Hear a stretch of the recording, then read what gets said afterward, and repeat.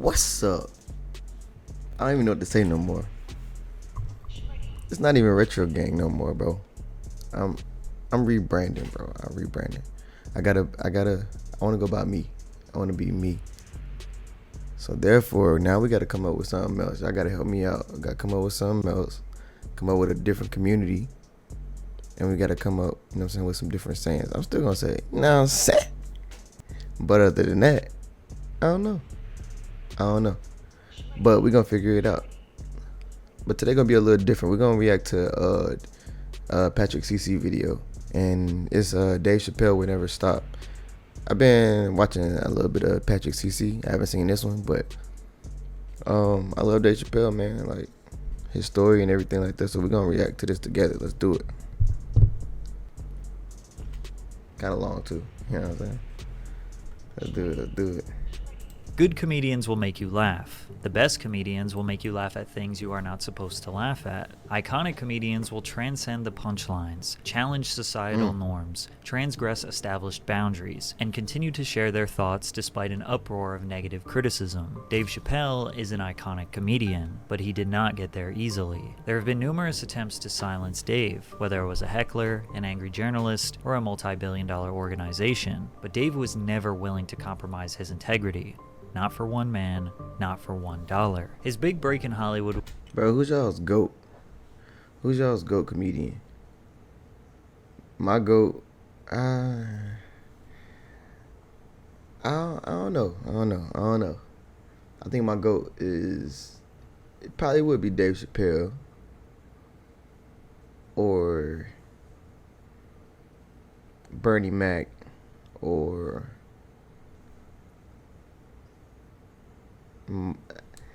I say Martin.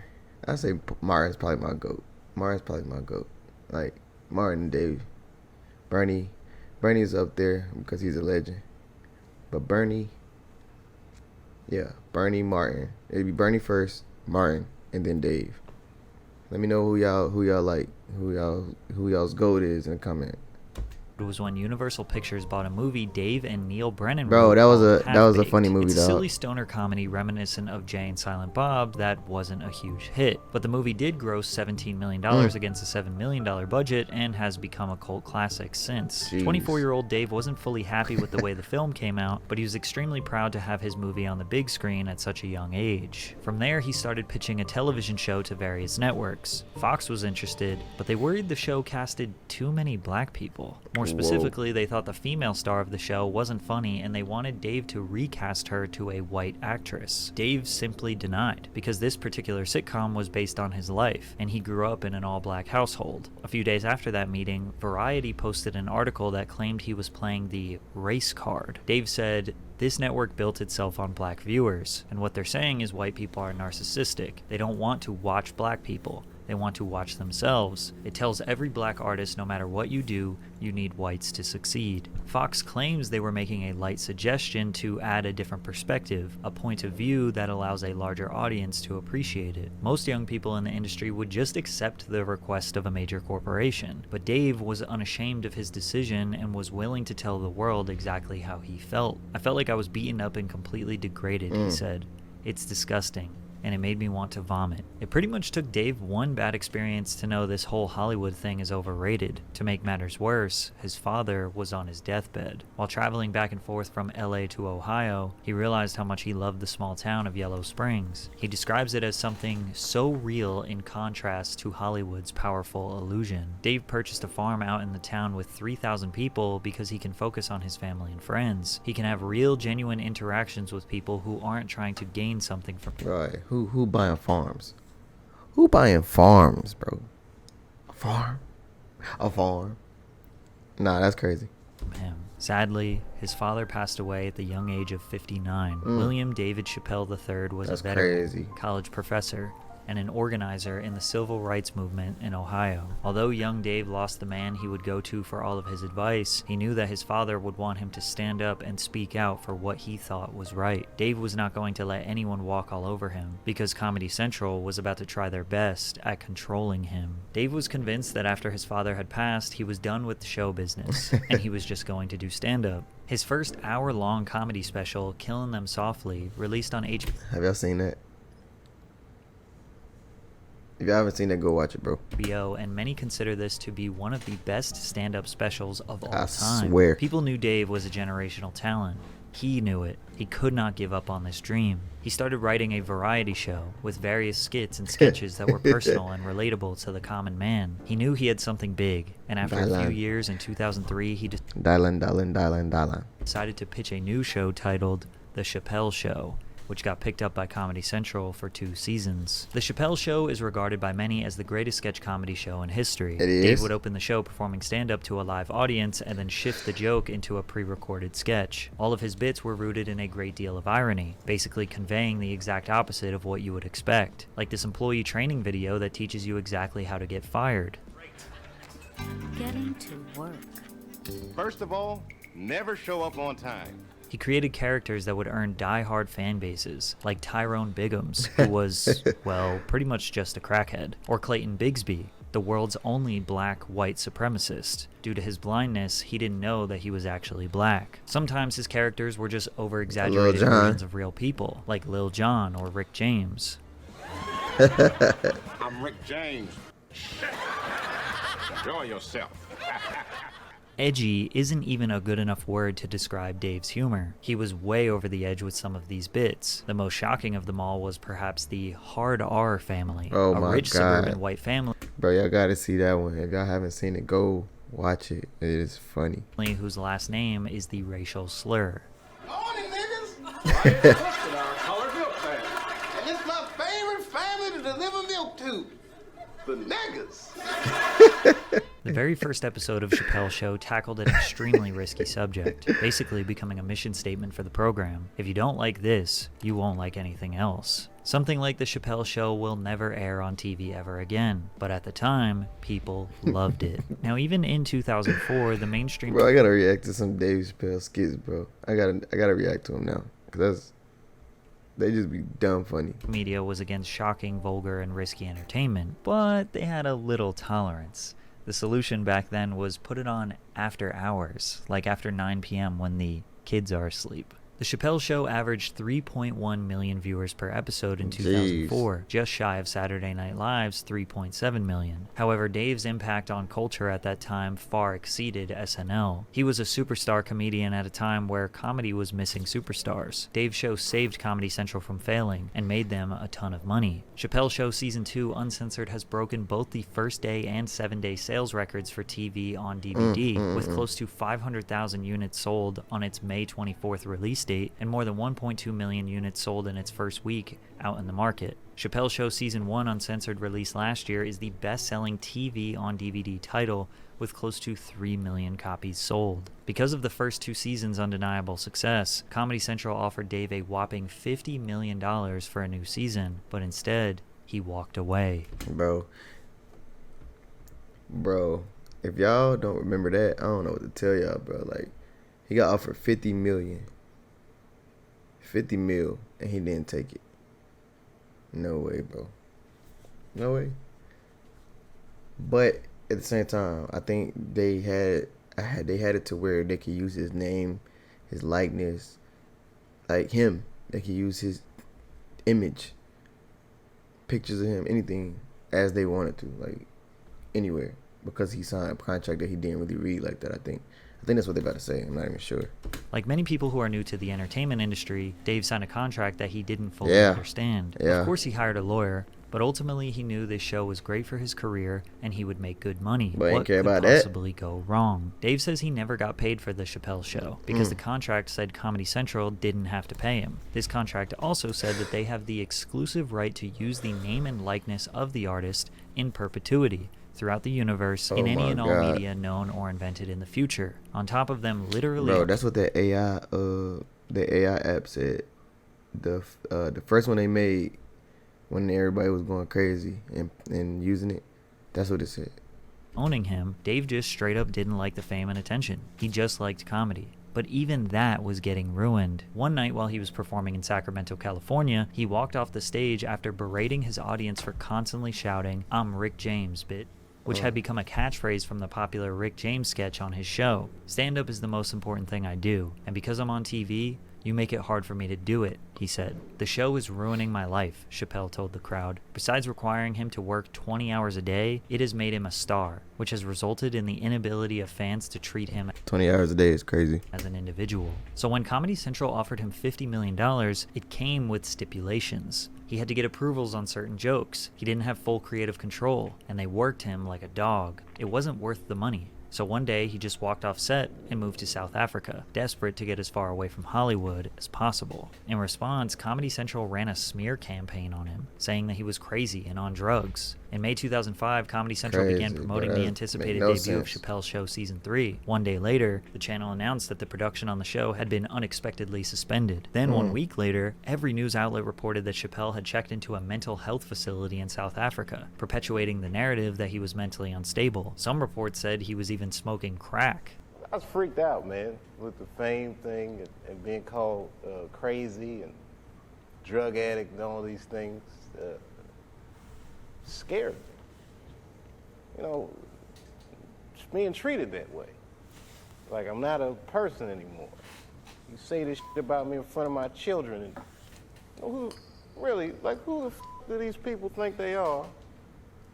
And they don't know what happened. You know, Dave's exit from the $50 million deal was one of the most profound statements in pop culture history. He was already mega famous, but ironically, this exit made him even more famous. One 2006 article said, "These days, if Dave Chappelle merely catches a cold, it winds up in the media or on the internet." He fired back, saying he was not on drugs and he was not crazy. In fact, he was the most level-headed person out there, denying money for his sanity. "I'm not in a mental facility. Everyone around me says, 'You're a genius, you're great, that's your voice.' But I'm not sure they're right." You hear so many voices jockeying for position in your mind that you want to make sure you hear your own voice. So I figured, let me just cut myself off from everybody, take a minute and pull a Flintstone, stop a speeding car by using my bare feet as the brakes. Hollywood just couldn't fathom that someone who became famous would choose to abandon that lifestyle. He did make a short reappearance at the 48th Grammy Awards where he received a standing ovation. Right in front of the entire industry, Dave told them how he didn't want to be there.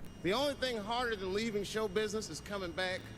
Later that evening, he went to an after-party held at the home of the Prince. legendary artist Prince. Instead of talking to Mariah Carey, Common, or industry powerhouses, he sat in a chair on the back patio, only conversing with people who wanted to. He looks like he is hiding from his peers, hiding from the attention, hiding from the part of himself that is a major star. Dave said, "This ain't really my thing." After that night, Dave realized it was time to disappear, and he did just that. And nobody really heard from him for many years. That's so What did you crazy. I do remember for that, those bro. 10 years? it was a humble existence. I had young children. I was raising my kids. I was living a suburban life. And then every once in a while, I get this feeling like I'm the funniest guy. I got to get out there. And I would like fly to Denver, do a week in Denver or something. And that's when you would read I was doing like these 6-hour shows. I performed like I was desperate for it. I loved it. Yeah. He rode across the country on a motorcycle, focused on raising his children, maintained good standing relationships with his friends. He lived an extremely normal life, just like me and most of you watching this video. Dave would only make selective appearances from 2005 to 2016. He had a few random stand-up performances here and there. One of them even broke a world record. A 6-hour and 7-minute set at the Laugh Factory became the longest comedic performance in history. He performed at the Oddball Comedy Tour in 2013, doing large arenas around the country. In Hartford, Connecticut, he was booed and heckled during his entire set. Oh, man. Until he left the stage saying this crowd was the worst one he had seen in his whole life. This bomb made Dave realize he was rusty, and he needed to get back to being funny again. So in 2014, he made a grand comeback by headlining 10 nights at New York City's iconic Radio City Music Hall. The buzz surrounding his return grew as he was interviewed on various late-night talk shows. Dave rocked the sold-out crowds every single night, selling over 60,000 tickets in total. These unforgettable shows marked his official return to the spotlight after his prolonged absence. Sorry if I'm not talking. I'm really listening to this. Dave achieved a legendary status just from his Comedy Central show and one stand-up special. The comedy community as a whole was honored to have Chris him Rock. back. He hosted Saturday Night Live during election weekend when Trump won in 2016. Donald Trump, he did it. He's our president. I feel bad saying it. I'm staying in a Trump hotel right now. I don't know if he's gonna make a good president, but he makes a swell hotel suite, I'm gonna tell you that. Housekeeping comes in the morning, cleans my room, and I just, hey, good morning, housekeeping. Grab a big handful of pussy and say, you know. Boss said it was okay. Citizens feared that the new president was going to destroy this country. Dave was skeptical, but ended his monologue with this message. I'm wishing Donald Trump luck, and I'm gonna give him a chance. And we, the historically disenfranchised, demand that he give us one too. Thank you very much. Netflix announced that they would be hosting Dave for 3 specials, in which he would be receiving $20 million for each one. In a way, this can be seen as making up for the trouble he went through with Comedy Central. The Age of Spin was released on Netflix in 2017 and was met with good reviews. Months later, while headlining at Radio City Music Hall, he made multiple jokes about the transgender community. One in specific. Well, y'all remember that? Oh my God. But they went crazy at him, bro. They was trying to, bro. It was people trying to kill him. It was, bro.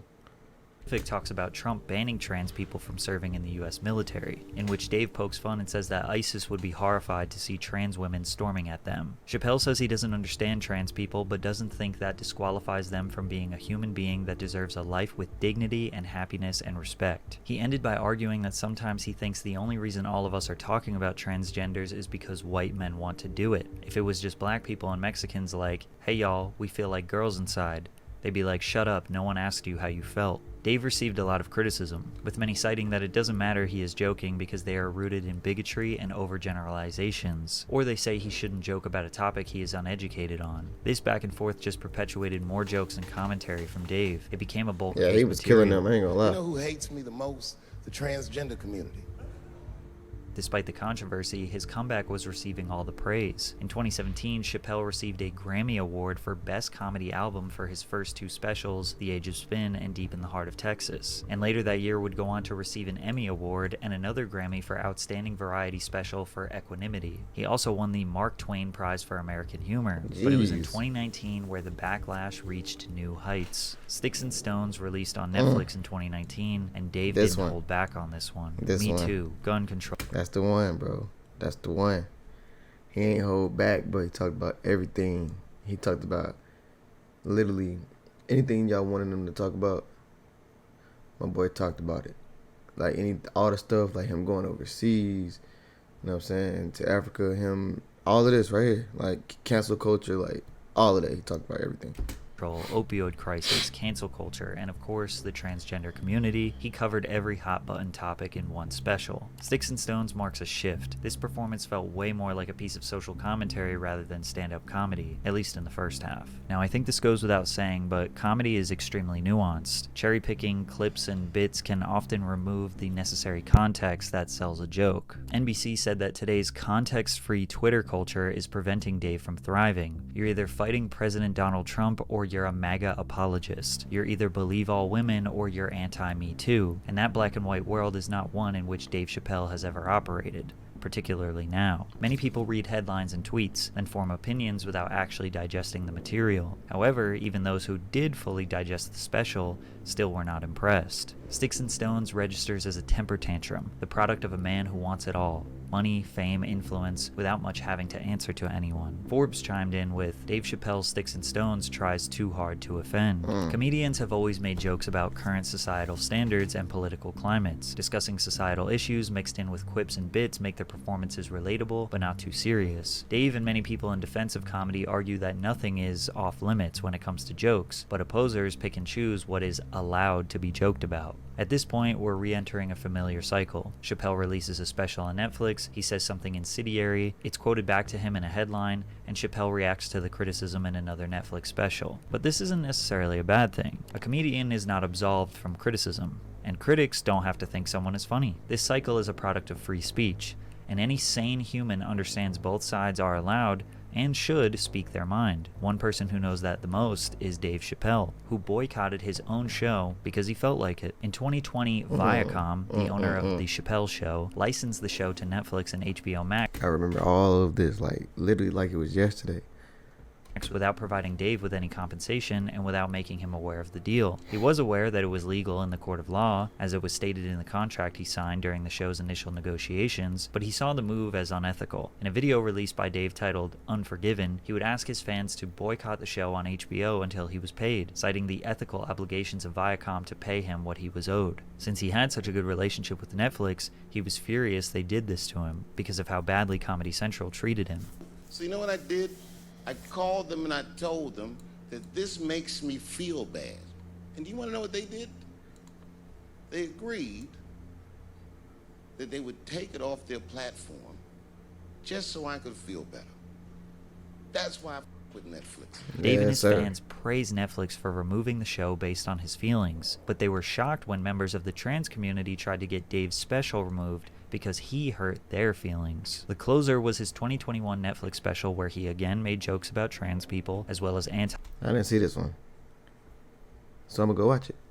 anti-gay jokes and defending TERFs. He stated in the special that gender is a fact. In the special's closing moments, he tells a story about his friend Daphne Dorman, who was a trans woman and stand-up comedian, that defended Dave from criticism in his previous special, Sticks and Stones. Punching down requires you to consider yourself superior to another group. Dave Chappelle doesn't consider himself better than me in any way. He isn't punching up or punching down. He's punching lines. That's his job, and he's a master of his craft. Dave claimed that Daphne Dorman received so much hate from her own community that she died by suicide 6 days after the special. Right-wing media went into a frenzy saying the trans community are hypocrites and will destroy their own people. However, there is little evidence that supports Daphne's expiration has anything to do with hate. Back in 2019, that tweet had just 12 replies. Another tweet supporting Chappelle had 9. The Instagram post in which she declared her friendship with Chappelle doesn't have any critical replies. Comments on her Facebook post announcing that she was opening for Chappelle are uniformly positive. So are the ones on Reddit after she posted about it there. She doesn't appear to have said anything on Twitter or Facebook about receiving abuse. Her suicide note doesn't mention bullying, nor do any of the obituaries written after her death. Because of this, many people thought Dave was using someone's death to his own benefit. But that's the thing, you don't gotta talk about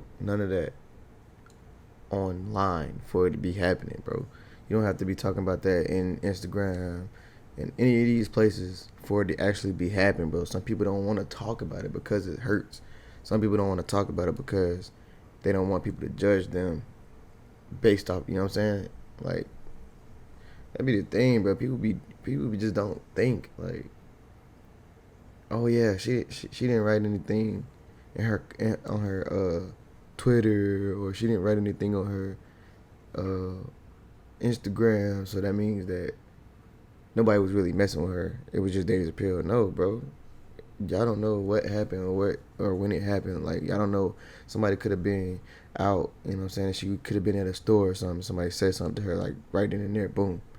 Went home and did what she, you know what I'm saying? Come on, bro.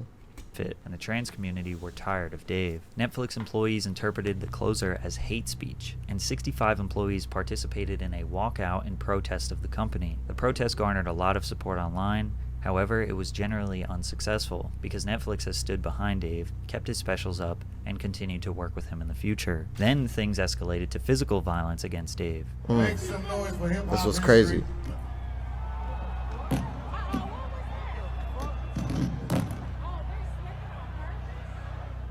Isaiah Lee was the name of the suspect who later admitted. Bro, it's not funny, bro.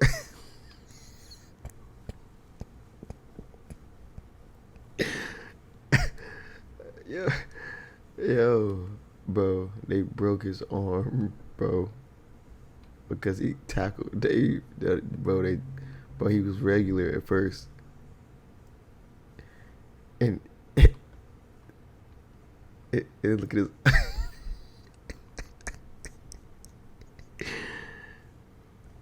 That's what you get. Cause why would you do that, bro? Why would you run on stage with a knife and try to kill Dave? Why would you do that, bro? Why would you try to unalive my boy? Ain't no way. Ain't no way. You lucky Dave ain't, you know what I'm saying? why he attacked Had the that comedian. yap on him. I identify as bisexual, and I wanted him to know what he said was triggering. I wanted him to know that next time he should consider first running his material by people it could affect. Isaiah Lee. So because your feelings was hurt, you try to kill him?